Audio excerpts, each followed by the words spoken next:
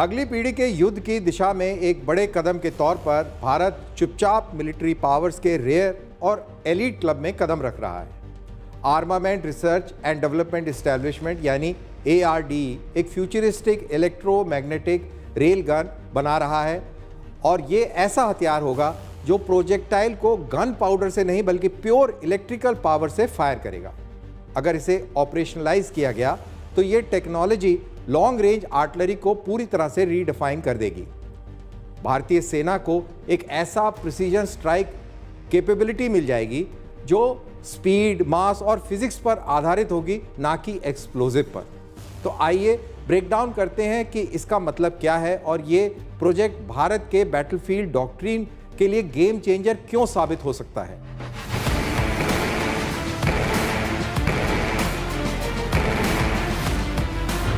रक्षा मंत्रालय की consultative committee, जिसकी अध्यक्षता रक्षा मंत्री श्री राजनाथ सिंह कर रहे हैं, उन्होंने 16 अक्टूबर 2025 को armament research and development establishment ARDE Pune का दौरा किया। ये DRDO की armament and combat engineering system cluster के तहत आने वाली एक प्रीमियर लेबोरेटरी है, जहां कमेटी को रेल गन और अन्य टेक्नोलॉजीज के बारे में अवगत कराया गया। तो रेल गन क्या है और कैसे काम करती है? ARDE की अब तक की सबसे महत्वाकांक्षी परियोजनाओं में से इसे क्यों माना जा रहा है? ये मिलिट्री टेक्नोलॉजी में इतनी बड़ी छलांग क्यों है? कन्वेंशनल आर्टिलरी जो बारूद के धमाके से शेल को गन के बैरल से बाहर धकेलती है और उसके बरक्स रेल गन इलेक्ट्रोमैग्नेटिक फोर्स पर ऑपरेट करती है।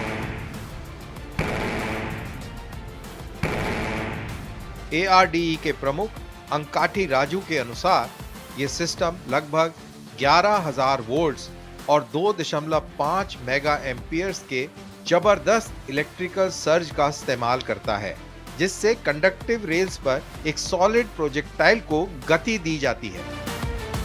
ये इलेक्ट्रोमैग्नेटिक पुश एक बहुत बड़ी मात्रा में काइनेटिक एनर्जी को जनरेट करता है और प्रोजेक्टाइल को लगभग 2000 मीटर प्रति सेकंड की गति से यानी माक 6 की स्पीड से लॉन्च करता है।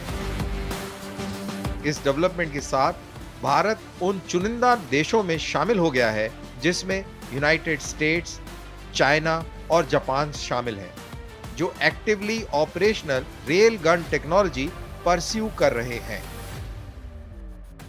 स्पीड एक बात है, लेकिन असल सवाल बैटलफील्ड इंपैक्ट का है। हम किस किस्म की फायर पावर और रेंज की बात कर रहे हैं? नंबर्स काफी चौंकाने वाले हैं। ARDE की रेल गन को इस तरह डिजाइन किया गया है कि ये 50 kg के गोले को लगभग 200 किलोमीटर तक फायर कर सकता है, जो नॉर्मल आर्टिलरी सिस्टम की पहुंच से कहीं ज्यादा है। और एक बुनियादी डिफरेंस ये है कि इस गोले में कोई भी विस्फोटक नहीं होता। डिस्ट्रक्शन प्योरली काइनेटिक एनर्जी से होता है, यानी जब हाइपरसोनिक स्पीड पर यह गोला इंपैक्ट करता है और वो भी सिर्फ ताकत से, उसी से टारगेट ध्वस्त हो जाता है। इसके कई सारे एडवांटेजेस हैं, जैसे एक्सटेंडेड रीच, 200 किलोमीटर का strike envelope, deep fire capability को रीशेप करता है। लॉजिस्टिक्स और सेफ्टी की बात हो तो ये केमिकल प्रोपेलेंट्स और एक्सप्लोसिव वॉरहेड्स का इस्तेमाल नहीं करता, यानी स्टोरेज और ट्रांसपोर्टेशन कहीं ज़्यादा सुरक्षित है। कॉस्ट एफिशिएंसी के लिहाज से, क्योंकि ये सॉलिड मेटल प्रोजेक्टाइल्स हैं, इनका सस्टेन्ड यूज मिसाइल सिस्टम की तुलना में कहीं सस्ता होता है। इसका मतलब ये है कि आर्टिलरी जो मिसाइल की तरह वार करती है बिना मिसाइल बने। लेकिन कटिंग एज फिजिक्स को बैटलफील्ड रेडी वेपन में कन्वर्ट करना भी कोई आसान काम नहीं। चैलेंजेस क्या हैं और इसकी एक्चुअल इंडक्शन में भारत अभी कितनी दूर है? ARDE मानता है कि रेल गन को वेपनाइज करना एक कॉम्प्लेक्स और लॉन्ग टर्म एफर्ट है। मौजूदा फोकस क्रिटिकल सबसिस्टम्स के इंटीग्रेशन पर है।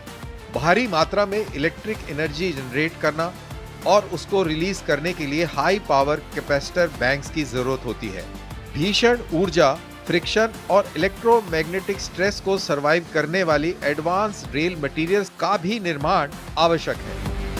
अगर ओपन सोर्स इंडिकेटर्स की बात माने तो ये प्रयास एक डेडिकेटेड इंफ्रास्ट्रक्चर जैसे centre of electromagnetic launch technology CEM-ALT के साथ अलाइन करता है, जिसका उद्देश्य रेल गन पावर को 10 मेगा जूल से 100 मेगा जूल्स तक की ताकत प्रदान करना। ARD लीडरशिप के अनुसार की इनेबलिंग टेक्नोलॉजीज का निर्माण हो चुका है। अगले फेज में ड्यूरेबिलिटी, रिलायबिलिटी और बैटलफील्ड इंटीग्रेशन पर फोकस होगा। प्रोजेक्टेड टाइमलाइंस अगले दशक में इन रेल गन्स का ऑपरेशनलाइज होना है। अगर ये कामयाब होता है तो ये रेल गन सिर्फ एक हथियार नहीं होगा बल्कि एक स्ट्रेटेजिक डेटरेंट बनेगा। एक ऐसा सिस्टम जो एक्सट्रीम रेंजेस पर हाइपरसोनिक स्पीड से बिना एक्सप्लोजिव के कमतर लॉजिस्टिक भार के स्ट्राइक कर सकेगा। ये भारत की सेल्फ रिलायंस और फ्यूचर वॉरफेयर डोमिनेंस की पुश के साथ परफेक्टली बैठता है। इंडियन आर्मी के लिए इसका मतलब हो सकता है डीपर रीच, फास्टर रिस्पॉन्स और हाई इंटेंसिटी कॉन्फ्लिक्ट में डिसाइसिव एज।